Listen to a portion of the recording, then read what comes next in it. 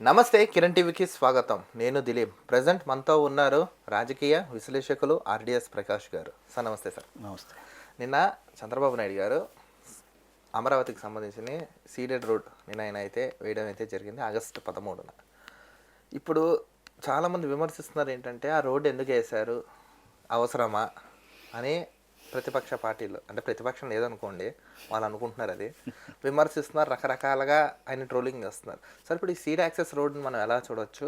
దీనివల్ల ఆంధ్రప్రదేశ్లో లాభం నష్టమా ఎలా ఉండబోతుంది, ఏంటి ఇది మైల్ రాయిగా అనుకోవచ్చా? కొంచెం దీని గురించి మనం చర్చగా చేద్దాం. అసలు దీని కథ ఏంటంటారు?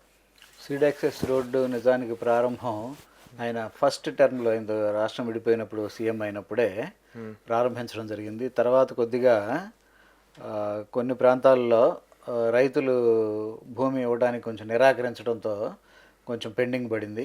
ఆ తర్వాత గవర్నమెంట్ మారడంతో పూర్తిగా జగనన్న దాన్ని పూర్తిగా పక్కన పెట్టేశాడు. మళ్ళీ మొన్న 24లో కూటమి ప్రభుత్వం వచ్చింది, దాన్ని రీస్టార్ట్ చేశారు, శరవేగంగా పనులు చేశారు. నిన్న ఆగస్టు 13న సీడ్ యాక్సెస్ రోడ్ని ఆయన ప్రారంభించడం జరిగింది లాంఛనంగా. ఇంకా పనులు ఉన్నాయి. ఒక 2 లైన్స్ రహదారి అయితే ఫినిష్ అయింది, ఇంకా 6 లైన్లు రహదారి చేయాల్సి ఉంది. పనులు చేస్తామన్నారు, శరవేగంగా చేస్తూ ఉన్నారు. అది అమరావతి అభివృద్ధికి ఒక రాచమార్గం అని చెప్పచ్చు. భవిష్యత్తులో అమరావతి సాధించబోయే ఘన విజయాలకి అదొక ఒక రాచమార్గం అది. అదే రోడ్డు, సీడ్ యాక్సెస్ రోడ్డే అమరావతిని సమున్నత స్థాయిలోకి తీసుకెళ్తుంది. దేశంలోనే ఒక అత్యున్నత స్థాయి రాజధానిగా దాన్ని తయారు చేస్తుంది. ప్రపంచవ్యాప్తంగా ఉన్న రాజధానుల్లో కూడా టాప్ 10లోనో టాప్ 5లో ఉండే స్థాయికి తీసుకెళ్ళడానికి ఇదొక పునాది. దేనికైనా ఏ అభివృద్ధికైనా ముందు మౌలిక వసతులు అనేది ప్రధానం. అందులో రహదారి చాలా ముఖ్యం. ఇప్పుడు 8 లైన్ల రహదారిని వాళ్ళు నిర్మిస్తూ ఉన్నారు. 2 లైన్లు అయిపోయినాయి, ఇంకా 6 లైన్ల తాలూకు పని జరుగుతూ ఉంది. ఇంకొక 1 year లోపే అది పూర్తి చేయాలనే సంకల్పంతో పనిచేస్తున్నారు. కానీ ఇక్కడ విచిత్రం చూడండి, ఫస్ట్ టైం ఎంటైర్ మన వరల్డ్లో first time under ground current కానీ డ్రైనేజ్ కానీ అసలు కరెంట్ తీగలు లేకుండా డిజైన్ చేశారు. ఇది ఎలా, ఇది కూడా మనం కొంచెం అద్భుతంగా చూడొచ్చు కదా. కొన్ని రాష్ట్రాల రాజధానులు అలాగే కొత్తగా రీసెంట్గా ఒక 10-15-20 ఏళ్ళ క్రితం స్టార్ట్ చేసిన రాజధానులలో అలాంటి సౌకర్యాలు ఏర్పాటు చేసుకుంటూ వచ్చారు. వరల్డ్లో చైనాలో, జర్మనీలో, జపాన్లో అలాంటి ఫెసిలిటీస్ ఉన్నాయి, అమెరికాలో కూడా ఉన్నాయి. అలాంటి సౌకర్యాలను మన ఇండియాలో, మన ఆంధ్రప్రదేశ్కి తీసుకురావడం అనేది గొప్ప పాయింట్. భవిష్యత్తులో ఇప్పుడు ఇక్కడ ఇంత రాజధాని నిర్మిస్తున్నారు, వానలు వస్తే మునిగిపోతే అది ఇది అంటున్నారు. ఇప్పుడు అనూహ్యంగా విపరీతమైన వానలు కురిస్తే ఏదో కొన్ని చిన్న చిన్న డ్యామేజ్లు జరుగుతాయి. దాన్ని చూసి దాన్ని సరి చేసుకుంటారు, రిపేర్ చేసుకుంటారు. నార్మల్ వర్షాలకి అయితే ఏమి కాదు. అవన్నీ ఆలోచిస్తారు కదా ఇంజనీర్లు, దానిలో ఉన్న నిపుణులు. మనం ఇప్పుడు ఇలా కడుతున్నాము, రేపొద్దున పెద్ద వాన వస్తే దీని పరిస్థితి ఏంటనేది వాళ్ళు ముందు చూపుతో ముందే ఆలోచిస్తారు కదా. ఎవ్వరూ ఊహించినంత పెద్ద గాలివానలు, తుఫాన్లు, వర్షాలు పడితే కొన్ని ఇబ్బందులు రావచ్చు. ఒక 2-3 రోజులు, 4 రోజులు ఇబ్బందులు వస్తాయి. అక్కడ ఎక్కడెక్కడ డ్యామేజ్లు వస్తున్నాయి, ఎక్కడెక్కడ ఇబ్బందులు అవుతున్నాయి, ఇలాంటి వలన ఏం జరుగుతుంది, భవిష్యత్తులో ఇంకా పెద్ద వాన వస్తే ఏం చేయలేదు అప్పుడు తెలుసుకుంటారు, దాన్ని కరెక్ట్ చేస్తారు. అంతే తప్ప ఎప్పుడో వర్షం వస్తుందని ఇప్పుడు పనిచేయటం మానేరు కదా, మానేయకూడదు కదా. అభివృద్ధి అనేది చేసుకుంటూ వెళ్ళాలి. ఎక్కడెక్కడో చిన్న చిన్న ఇబ్బందులు వస్తాయి, వచ్చినప్పుడు దాన్ని సరి చేసుకుంటారు. ఏముంటుంది అందులో పెద్ద మ్యాటర్ ఏముంది. కానీ చూడండి, phase 1, phase 2, phase 3 2 phases complete చేస్తారు. 22 kilometers రెడీ చేస్తారు. అంటే ఇప్పుడు అమరావతికి రావడానికి చాలా యాక్సెసిబిలిటీ ఉంది.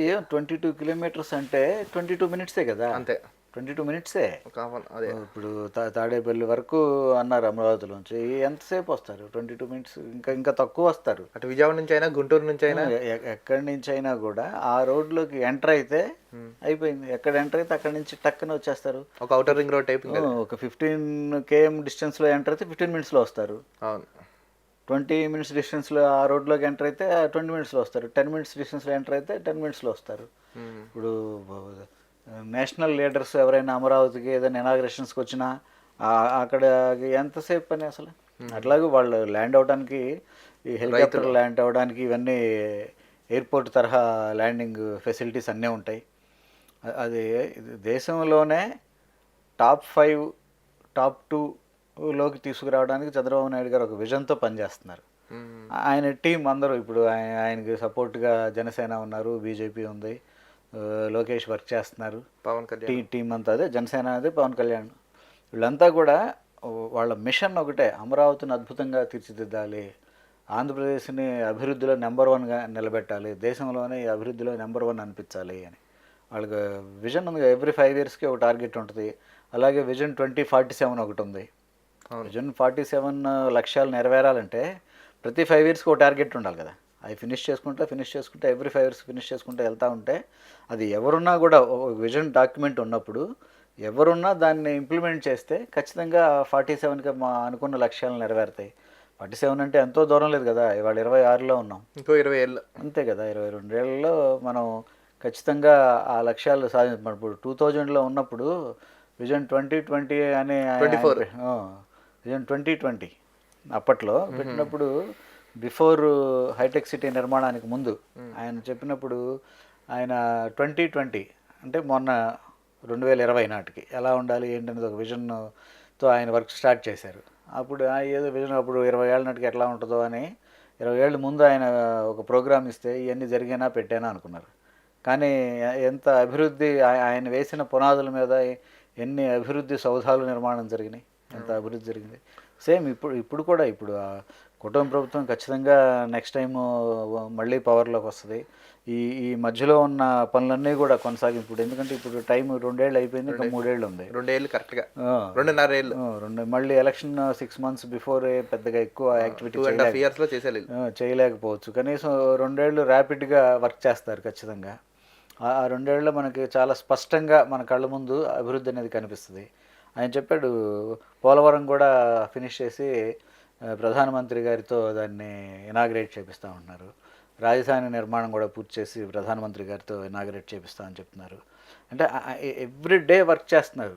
ఎవ్రీడే 18 గంటలు పనిచేస్తున్నారు అక్కడ చాలామంది. ముఖ్యమంత్రి గారు పనిచేస్తున్నారంటే ఆయనతో చుట్టూ ఉన్న వాళ్ళందరూ పనిచేయాలి కదా, వాళ్ళందరూ వెళ్ళి పడుకోవడానికి కుదరదు కదా. ఆయన ఒక ప్రోగ్రామ్ ఇచ్చినప్పుడు ఆ ప్రోగ్రామ్ని వాళ్ళు ముందుకు తీసుకెళ్ళాలి, దాని రిజల్ట్ ఓరియంటెడ్ వర్క్ చేయాలి. ఆయన దగ్గర పనిచేస్తున్నట్టు యాక్ట్ చేస్తే కుదరదు, నిజంగా పనిచేయాలి, రిజల్ట్ చూపించాలి.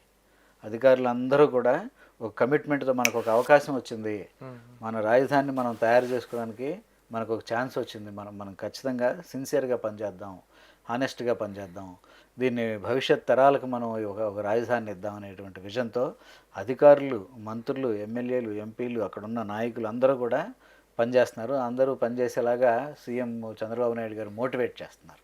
కానీ ఒక విషయం ఫైనల్గా దీని గురించి మనం మాట్లాడుకున్నప్పుడు సార్, ఇప్పుడు కేవలం అమరావతి డెవలప్ అయినా మొత్తం స్టేట్ అంతా బెనిఫిట్ పొందుతుందంటారు. ఇప్పుడు దీని ద్వారా స్టేట్ అంతా దీనివల్ల కాదు, ఇక్కడ అమరావతిలో అభివృద్ధి అమరావతిలో జరుగుతుంటుంది, రాయలసీమలో జరిగే అభివృద్ధి రాయలసీమలో జరుగుతూ ఉంది.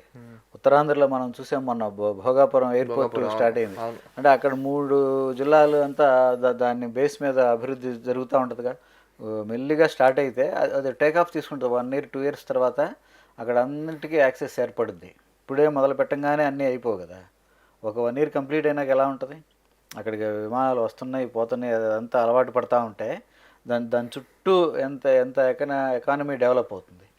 సేమ్ యాజ్ రాయలసీమలో ఉన్న 4 జిల్లాల్లో కూడా ఆయన రాఫెల్ విమానాలు తయారు చేయడం, జెట్ ఫైట్స్ తయారు చేసే ఫ్యాక్టరీని స్టార్ట్ చేశారు. అవన్నీ వాటి ఉత్పత్తి స్టార్ట్ అయ్యి అక్కడ వర్క్ ఇంకా స్పీడ్ అందుకుంటుంది. ఇప్పుడే కదా బీజం వేశారు, ఒక 2 years తర్వాత ఎలా ఉంటుంది.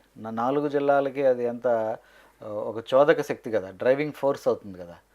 ఎట్లాగూ ఇప్పుడు గుంటూరు కృష్ణా జిల్లాలు ఎలాగూ కూడా అమరావతికి అనుసంధానంగా ఉన్నాయి, దగ్గరలో ఉన్నాయి కాబట్టి వాటి అభివృద్ధి ఎలాగో జరుగుతుంది. ఈస్ట్ వెస్ట్ ఆల్రెడీ మంచి స్వింగ్లో వెళ్తూ ఉన్నాయి. అక్కడ ఆక్వా కల్చరు, అక్కడ ప్లస్ వ్యవసాయ రంగం, అక్కడ వాటర్ సమృద్ధిగా ఉంది కాబట్టి వ్యవసాయం, అక్కడ మోడర్న్ వ్యవసాయాన్ని కూడా ఆయన ఎంతో ఎంకరేజ్ చేస్తున్నారు. అట్లాగా నేను నెల్లూరు పోర్టులు కానీ కాకినాడ పోర్టులు కానీ ఇవన్నిటిని కూడా యాక్టివేట్ చేస్తున్నారు. అక్కడ వాటన్నిటికి కూడా రిఫైన్ చేస్తున్నారు, అక్కడ ఫెసిలిటీస్ని పెంచుతున్నారు.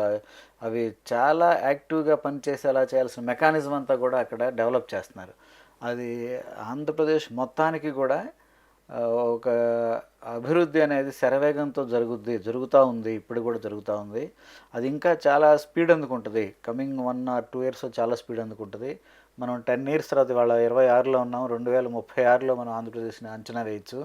చాలా ఇండియాలో టాప్ 3లో డెవలప్మెంట్ పరంగా, అభివృద్ధి పరంగా, సంక్షేమ పరంగా టాప్ 3లో ఉండేటువంటి అవకాశం ఇంకా టాప్ 2లో కూడా ఉంటుందా అని అనుకునేటువంటి పరిస్థితులు అయితే ఉన్నాయి. చూద్దాం మనం ఖచ్చితంగా. అందరికీ కూడా, ఆంధ్రప్రదేశ్ ప్రజలందరికీ కూడా మనం శుభాకాంక్షలు తెలియజేద్దాం. నారా చంద్రబాబు నాయుడు గారు హార్డ్ వర్క్ చేస్తున్నారు. ఆయనకు సపోర్ట్ చేస్తూ అధికారులందరూ కూడా దీన్ని ముందుకు తీసుకెళ్తున్నారు. వాళ్ళందరికీ కూడా అభినందనలు తెలియజేద్దాం. Okay sir, thank you so much. Thank you. చూసారు కదా, ఈ వీడియోపై మీ అభిప్రాయం కామెంట్స్లో తెలపండి. మరో టాపిక్తో కలుద్దాం. కిరణ్ టీవీని చూస్తున్నానండి.